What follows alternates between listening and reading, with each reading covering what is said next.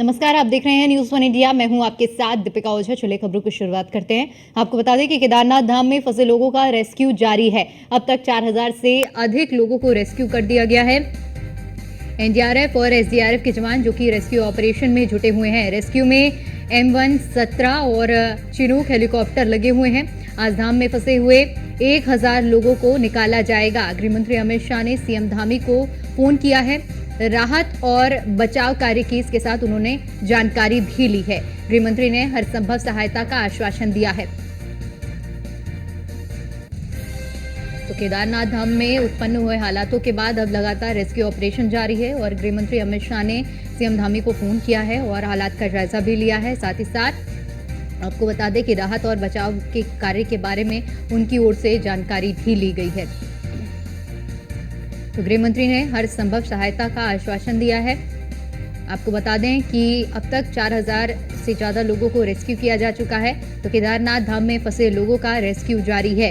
बताते चले कि मौसम खराब होने की वजह से बारिश और बादल फटने की वजह से यह स्थिति उत्पन्न हुई है और केदारनाथ में श्रद्धालु फंसे हुए हैं। उनके रेस्क्यू के लिए लगातार टीमें मुस्तैद हैं जो कि श्रद्धालुओं को बाहर निकाल रही हैं और साथ ही साथ सुरक्षित स्थानों पर पहुंचा रही हैं।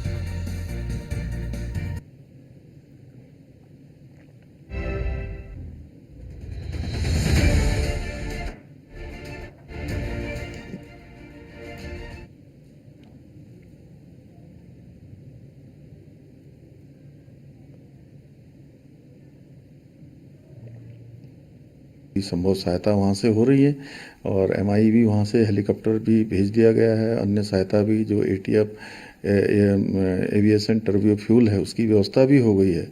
आदरणीय गृह मंत्री जी भी लगातार संपर्क में, भारतीय जनता पार्टी के राष्ट्रीय अध्यक्ष जी का भी लगातार जानकारी ले रहे हैं और पूरा केंद्र की सरकार इस आपदा के समय में हमारे साथ है।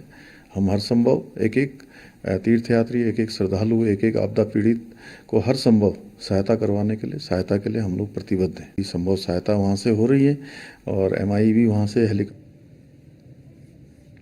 इसी पर ज्यादा जानकारी के साथ हमारे ब्यूरो चीफ सुदीप जैन हमारे साथ जुड़ चुके हैं। सुदीप, जिस तरह से हालात केदारनाथ धाम में इस वक्त उत्पन्न हुए हैं, बताया जा रहा है कि 4000 से ज्यादा श्रद्धालुओं को अब तक रेस्क्यू कर लिया गया है और अभी भी रेस्क्यू ऑपरेशन जारी है। फिलहाल क्या कुछ स्थिति है वहां की? जी देखिए, केदारनाथ धाम में स्थिति पूरी तरह सामान्य है। केदारनाथ को जाने वाले जो मार्ग हैं, चाहे वो सोनप्रयाग हो, लिंचौली हो, बड़ी लिंचौली हो, भीमबल्ली हो, यहाँ रास्ता वॉश आउट हुआ और सुबह सोनप्रयाग में मलबा आया है जी। इस वजह से यात्रा 3 दिनों के लिए स्थगित कर दी गई है। कल प्रधानमंत्री कार्यालय ने मुख्यमंत्री से पूरी जानकारी ली है। MI विमान, चिनूक विमान और ATF यानी जहाज में पड़ने वाले फ्यूल को लेकर एडवांस टीमें दिल्ली और गाजियाबाद इंडियन एयरपोर्ट से रवाना हो रही हैं। केंद्रीय गृह मंत्री अमित शाह ने भी मुख्यमंत्री पुष्कर सिंह धामी से बातचीत की है, पूरे विषय की जानकारी ली है और मुख्यमंत्री को आश्वस्त किया है कि राज्य सरकार की जो भी आवश्यकता होगी उसमें केंद्र सरकार पूरी मजबूती के साथ खड़ी है।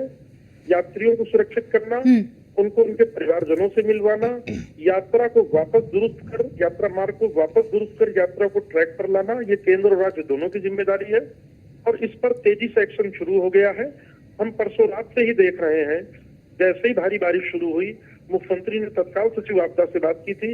कल सुबह उन्होंने पहले बड़ी मीटिंग की, फिर वो टिहरी और रुद्रप्रयाग के प्रभावित इलाकों में, जो कि केदारनाथ जाने का पैदल मार्ग है, वहां गए थे। रात वो लौट के आए, उन्होंने PWD की समीक्षा की, आपदा की सड़कों को प्रायोरिटी में बताया।